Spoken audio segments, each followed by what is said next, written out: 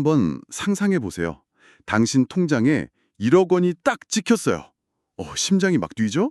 근데 그게 플러스가 아니라 마이너스라면 어떨까요? 아, 똑같은 숫자인데 갑자기 숨이 턱 막히는 무게로 다가오죠. 네, 맞습니다. 오늘 저희가 살펴볼 자료들을 보니까 2025년 대한민국 가계부채가 9,534만 원, 거의 1억이더라고요. 그렇죠. 그러니까 이제 1억 원 빚이라는 게 더 이상 특별한 얘기가 아니게 된 거죠. 맞습니다.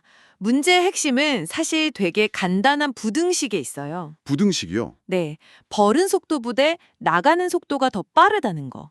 2024년 통계를 보니까 소득은 평균 3.4% 늘었거든요. 네. 근데 세금이나 이자처럼 무조건 내야 하는 돈은 5.7%가 늘었어요. 와, 버는 것보다 빠져나가는 속도가 거의 2배 가까이 빠른 셈이죠. 이게 얼마나 무서운 건지 월급 300만 원 직장인 사례로 계산된 자료가 있는데 정말 충격적이었어요. 아, 그 자료요? 네.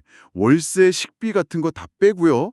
한 달에 50만 원씩 저축해서 1억 원을 갚는다. 네. 이렇게 가정하면 16년 8개월이 걸린대요. 고물가 때문에 월 저축액이 30만 원으로 줄어드는 순간 상환 기간이 27년 9개월로 늘어납니다. 와, 27년이요? 네. 거의 인생의 황금기 전체를 빚 갚는 데 써야 한다는 계산이 나오는 거죠. 그러니까요.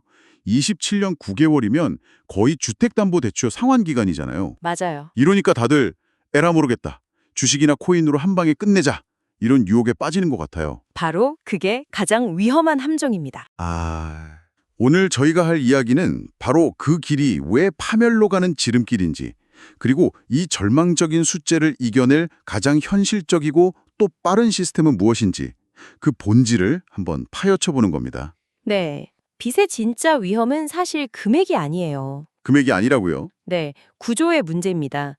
월 소득에서 필수 생활비를 뺀 돈보다 매달 갚아야 할 원금과 이자가 더 많아지는 순간 바로 그 지점이 돌이킬 수 없는 늪의 시작점이에요. 그게 바로 연체가 시작되는 순간이군요. 그렇죠. 연체가 되면 어떤 일이 벌어지나요? 그냥 독촉전화 몇 통 받고 끝나는 게 아니잖아요. 그럼요.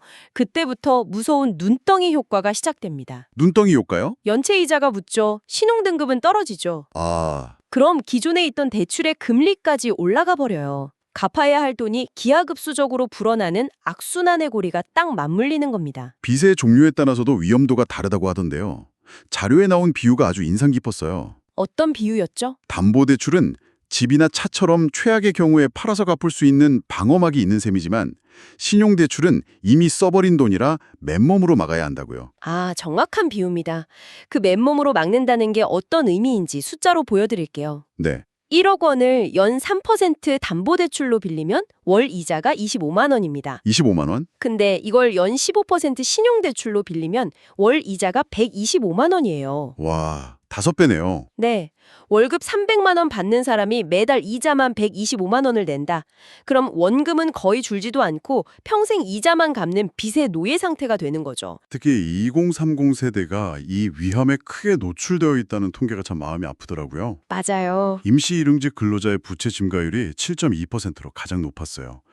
이 젊은 세대의 빚이 왜 유독 더 위험한 건가요? 그게 네 가지 특징이 결합되어 있기 때문입니다.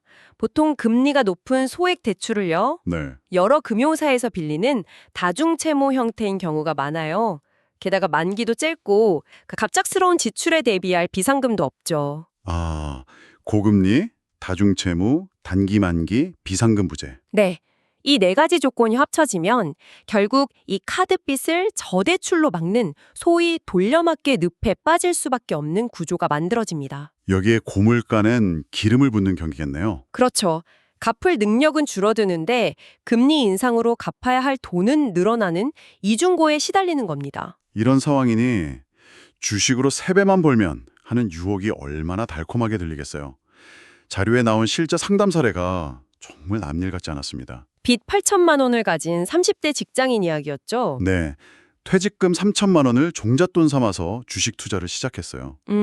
처음엔 운이 좋아서 석 달 만에 50% 수익이 났다고 해요. 이러다 금방 빚 다 갚겠다 희망에 부풀었죠. 아, 그때 멈췄어야 했는데. 맞아요.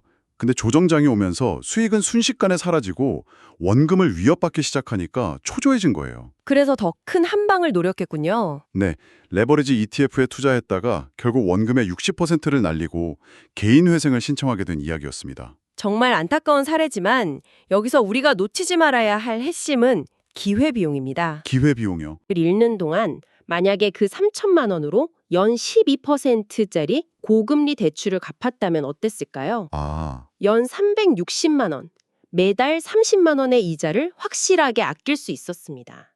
이건 100% 보장된 수익률이에요. 근데 주변을 보면 꼭 실패한 사람만 있는 건 아니잖아요. 주식이나 코인으로 돈 벌어서 빚 갚았다는 사람도 드물게나마 있긴 하던데요. 바로 그게 생존자 편향이라는 아주 유명한 함정입니다. 생존자 편향이요. 네, 우리는 화려하게 성공한 10명의 이야기만 듣고 그 뒤에 조용히 실패한 100명의 이야기는 듣지 못하거든요. 통계적으로 개인 투자자의 70% 이상이 손실을 봅니다. 70%나요? 네, 빚 상환은 90% 확률로 실패하는 도박이 아니라 100% 확실한 방법이어야만 합니다. 와, 이런 투자 실패 사례를 듣고 나니 확실한 방법이 얼마나 중요한지 더 와닿는데요. 그렇죠. 그렇다면 그 확실한 길, 그 첫걸음은 어디서부터 시작해야 할까요? 첫 단계는 의외로 간단합니다.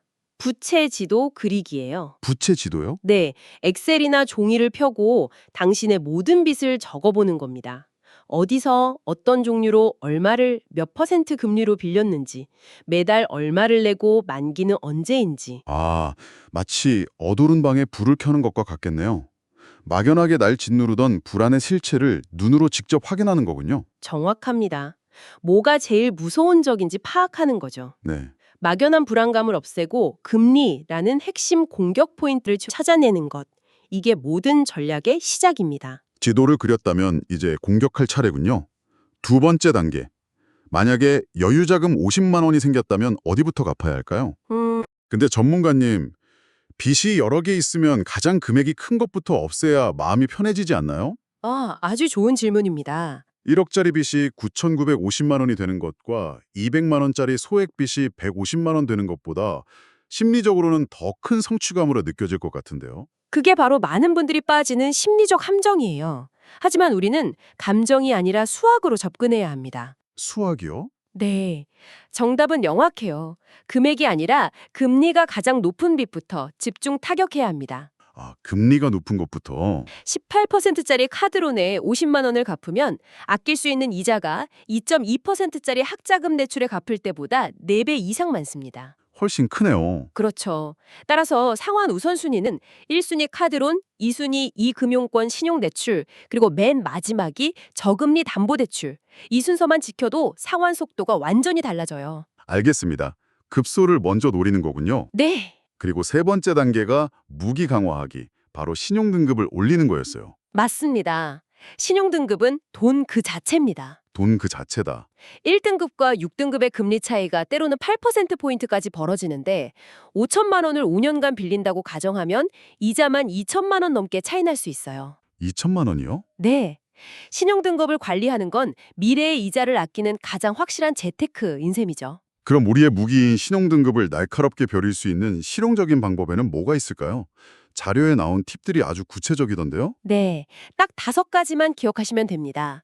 첫째, 신용카드 한도는 넉넉하게, 사용은 한도의 30% 이하로. 30% 이하. 둘째, 신용등급의 암살자인 선금 서비스와 카드로는 쳐다보지도 말 것. 절대 금지. 셋째, 할부보다는 일시불. 넷째, 통신비 같은 소액 연체도 절대 금물. 마지막으로 오래된 신용카드는 해지하지 말고 잘 유지해서 신용거래 기간을 길게 가져가는 게 유리합니다. 아, 다음 네 번째 단계로 넘어가기 전에 많은 분들이 가진 통념에 대해 질문을 던져보고 싶어요. 어떤 거죠? 적금 타서 한 번에 갚겠다.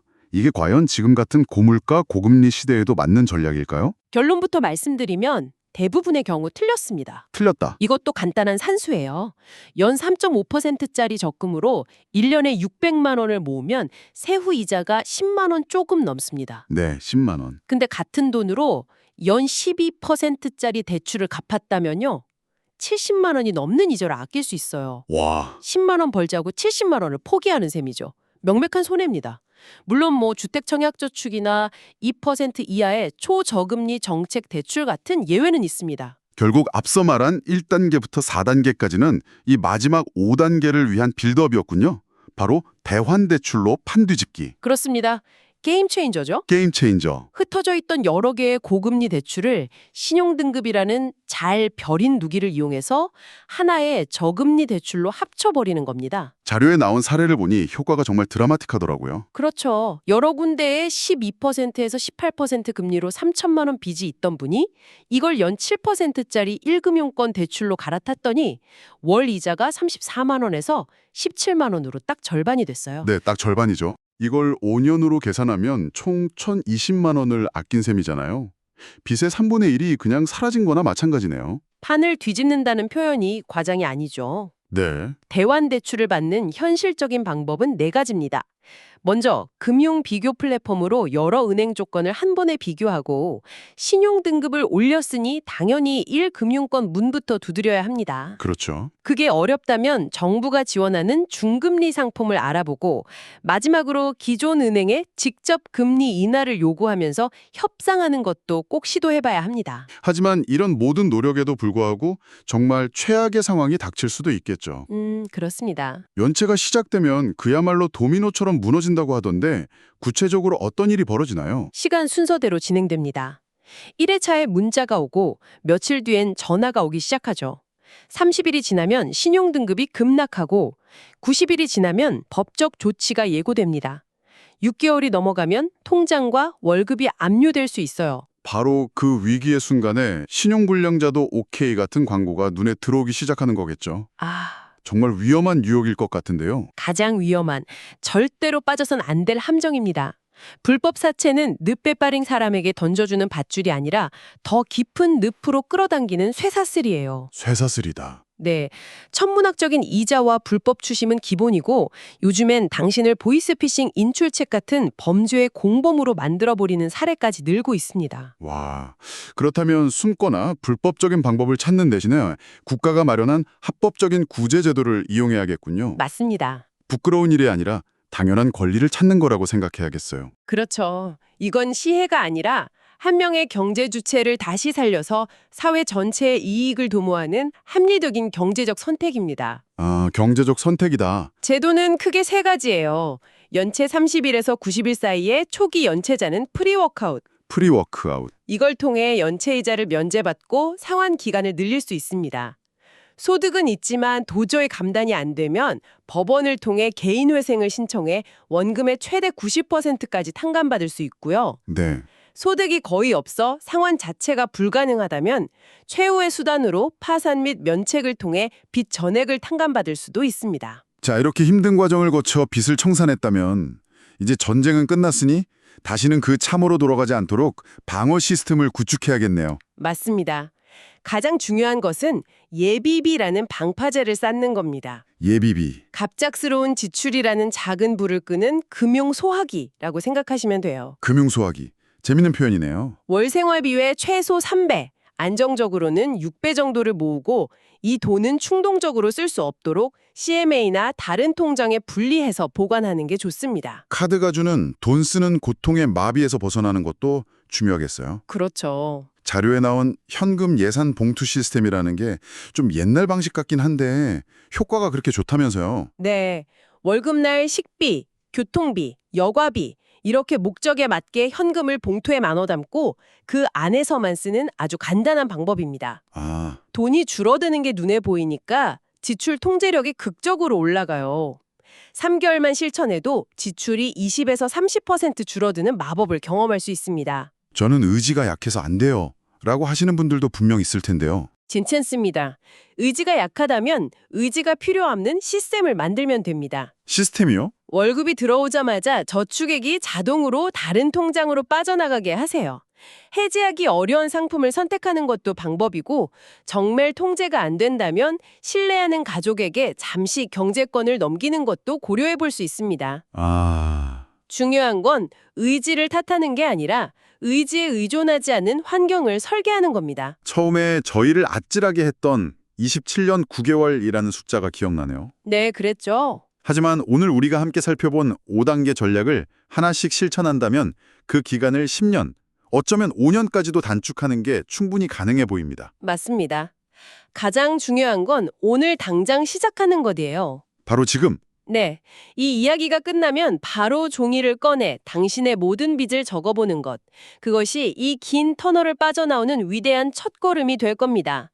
빚은 도덕적 실패의 낙인이 아니라 구조를 이해하고 시스템을 활용해 해결해야 할 문제일 뿐이라는 점을 꼭 기억하셨으면 합니다. 마지막으로 당신에게 이런 질문을 던지면서 마무리하고 싶습니다. 빚 없는 삶을 넘어 당신에게 재정적 안정이란 진정 무엇을 의미하나요? 단순히 빚 없는 제로 상태를 넘어 예상치 못한 외부 충격에도 쉽게 흔들리지 않고 스스로의 삶을 통제할 수 있는 힘, 그것을 기르는 것이 우리의 진짜 목표가 되어야 하지 않을까요? 오늘 나눈 이야기가 여러분에게 생각할 거리를 주었다면 긍정적인 피드백을 남겨주세요. 더 듣고 싶은 주제가 있다면 여러분의 의견을 알려주세요. 여러분의 피드백은 다음 이야기를 준비하는 데 큰 도움이 될 겁니다. 다음 이야기들을 놓치지 않으려면 구독과 알림을 설정하세요. 여러분의 선택 하나하나가 여러분의 삶을 만들 겁니다.